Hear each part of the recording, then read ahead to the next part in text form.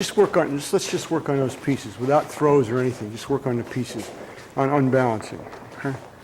But I don't want you to forget the zone, because first movement is to get over here and get out of the way of that backhand. If you don't get the joint lock, you don't get the joint lock. The joint lock's not critical. What's critical is not getting punched in the face or stabbed in the face or stuck in the eye with something he's holding in his other hand, kicked in the nuts, head-butted in the face. So the first move you're going to do is you're going to get yourself off that line, off the line of his principal attack. Roll his hand. Now you got choices. So here's his hand.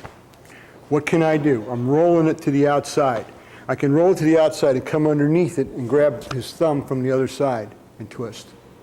And then pull on this side or push on this side, because in either case I got two lines of force rotating to the outside.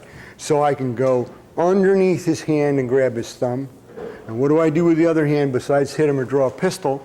I pull him that way or I push him that way. I can turn him over and go over the top.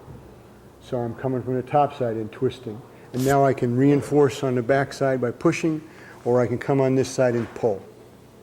As I pull on this hand, if I want to switch, I can take this hand out and put it over on the other side and have two of them pulling. All I'm doing is generating two lines of force torquing in the same direction. Whether it's push-push, pull-pull, or push-pull, it's still two lines of force going that way.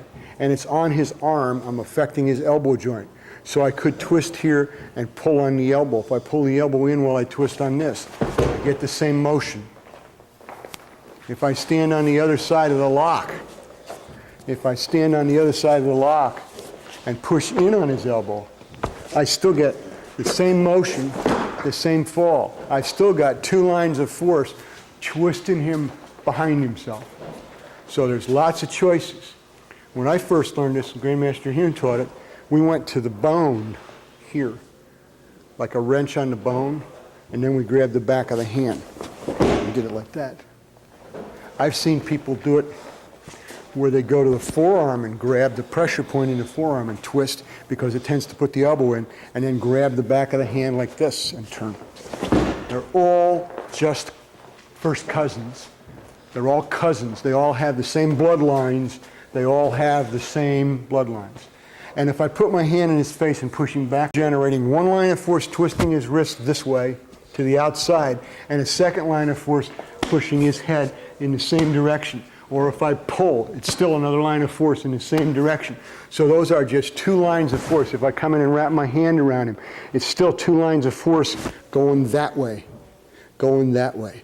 The only thing I can do to make it more complicated for him is to do something with my feet that blocks him off so he can't step away from the force that I'm applying to him. Okay, so try a bunch of those. Just try variations on that.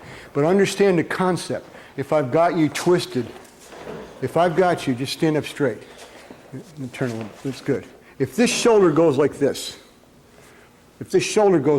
whatever mechanism I use to make his shoulder go like that, he's going to fall down behind himself, whether I do it here or I do it with his head. If his shoulder goes this way, he's